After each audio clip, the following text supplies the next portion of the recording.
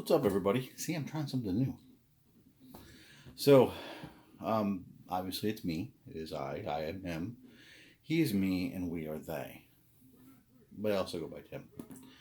So, tonight, well, you're probably seeing these over multiple days. I don't know. I'm just shooting a lot tonight. It's Monday. It is what it is. So, my good friend Luke, who used to go by Luke Shom, still goes by Luke Shom. Nothing's changed. It's not like he's changed his name to Luke Skywalker, which would be really cool. But he's officially named his channel Hot Wax and Cool Vinyl, which is kind of the name he landed on early on. He just never changed it until now. Why now? Well, why not now? Why are you gonna ask the guy so many damn questions? Why can't you just enjoy his channel? Shit. I mean, damn. I gotta be so negative. He actually hit 200 subscribers, and well deserved. If you're not familiar with Luke, there's a link down below. Go check him out. He's one of my dear friends in the VC. We've gone back and forth on numerous occasions, just chatting about good stuff. He has a great taste in music. Um, Clash is one of his favorite bands, which means then therefore he gains 5 cool points on however you score. It's just the rule. If Clash is your favorite band, you get an extra 5 points. And those. It's not like we're just giving out points willy nilly here, so that's important. So, but he's into a lot of good stuff. I mean, Beatles, Ramones, a lot of cool jazz. He really appreciates the female singers, especially from people like Nancy Wilson and stuff like that. So he's just a well-rounded musical guy. So for his 200 subscribers, officially rolled out on the channel name, but also he's doing a 2020 contest. The idea is very simple, and you can win something. That's pretty much a contest, right? So what he's asked to show a minimum of 2. Do we ever do the minimum here? Do we? No. So he's asked for a minimum of 2 songs that mean something to you. Well, maybe it's your wedding song. Maybe you just have a great memory. What's the song? And if you're so inclined, what's the memory? I got 5. So I'm going to start with one I've told on this channel before. And when I told it last, I don't know if I had the record in the story or not. Don't You Want Me, the Human League. And yes, I do want you.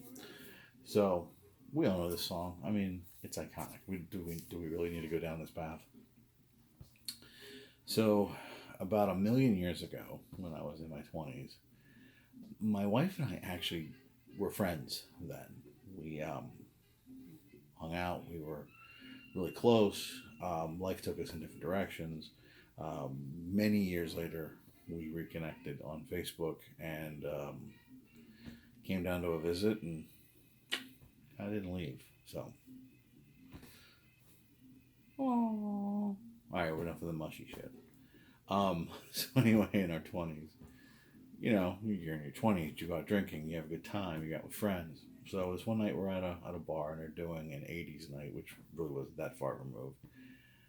And we're feeling good, beer was flowing, everybody was drinking, it was a good time.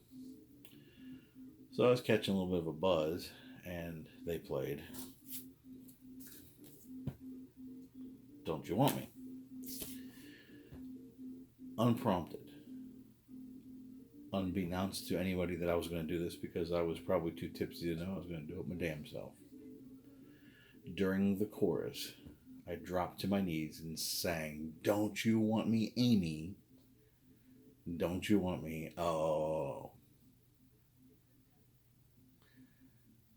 The look I just gave you was pretty much the look that she gave me. And then a mutual friend who decided to join in on the fun welcomed, absolutely. The more the merrier. My wife hates a scene. She hates being made a spectacle of, and she was embarrassed. It was all hell. It, to this day, is still a great story. Some of her friends will actually even call her when it's on the radio just to leave a message to sing, that part. never, ever sing the song, Don't You Want Me Baby. Can't do it. Not going to happen. It's Amy. Hopefully I haven't ruined you.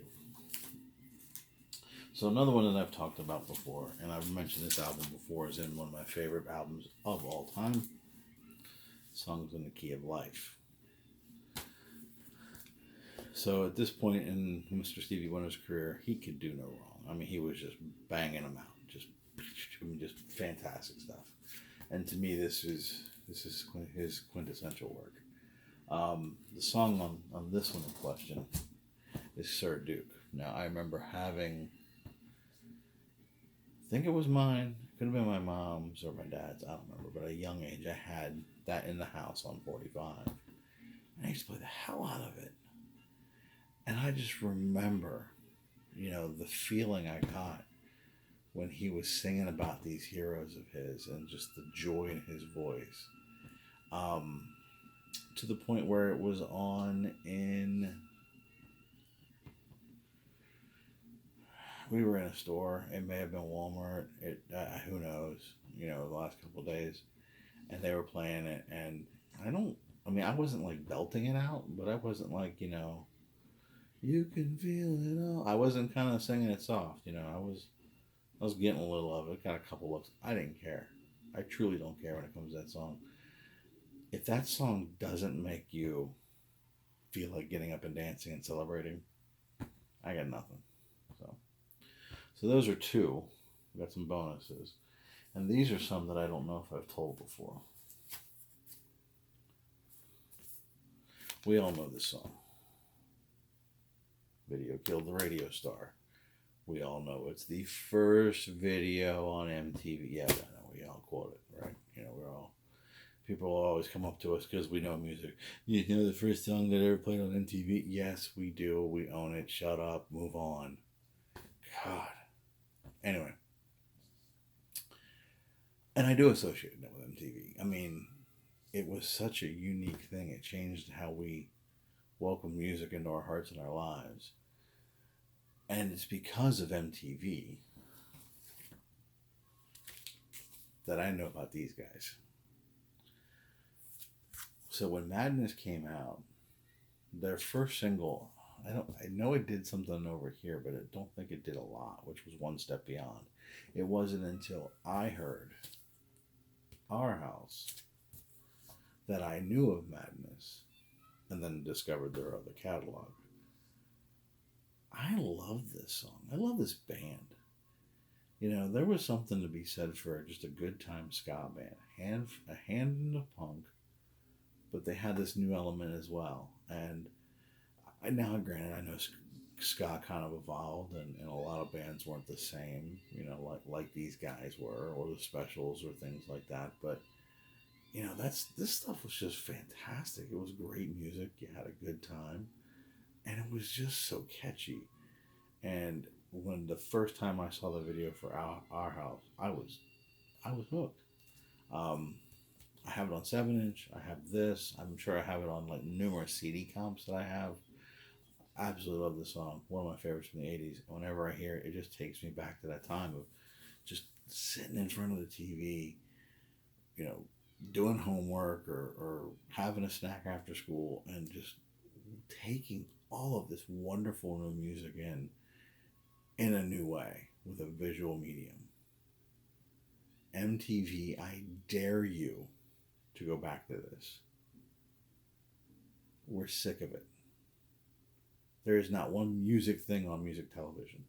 This was music television.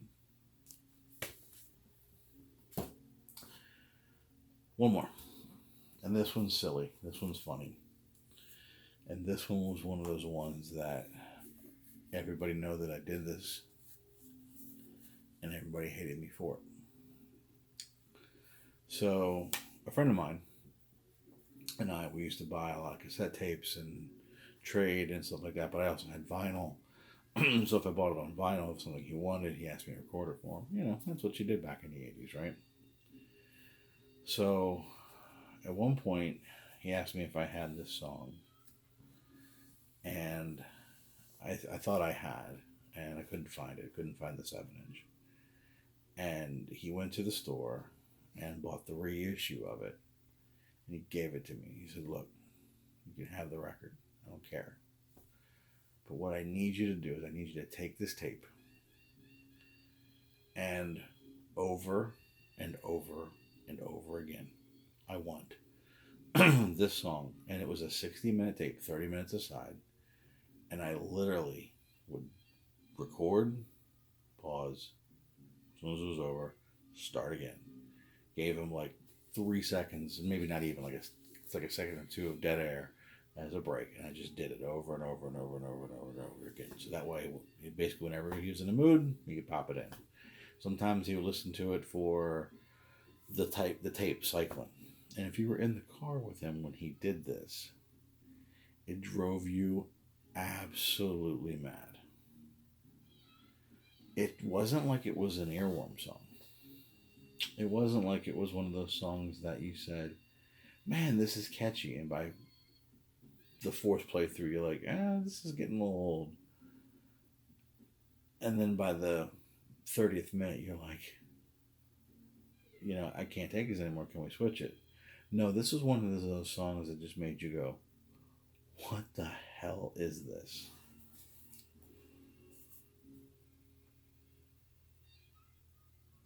They're coming to take me away. Haha.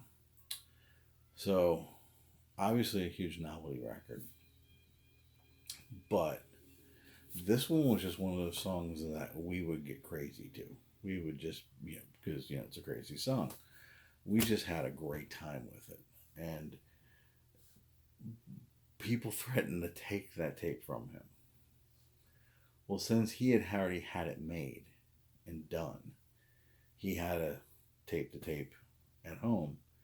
He had a good maybe 3 or 4 backups of that in case anything ever happened. So if someone stole the tape, he had another one. If he was running low, he'd make a couple more. He always had that thing around. People stopped trying. But when you needed to just check your brain, that's a great song for it, right? So that's it. There's some songs that, make me think very specific points in my life. And whenever I hear them, I really can't help but think of those times in my life. Luke, you are an amazing friend. We've had numerous conversations about music. I remember our channels kind of starting around the same time. To see you continually make videos with great content, showing great stuff, I'm just so glad to call you friend. So, again, if you're not familiar with Luke's channel, the link will be down below. Go check him out. He shows a lot of really cool stuff. So, that's pretty much all I got for now. But I'm sure in my time, I will be back very soon. In your time, who knows what it'll be. So, in that time, take care. Peace.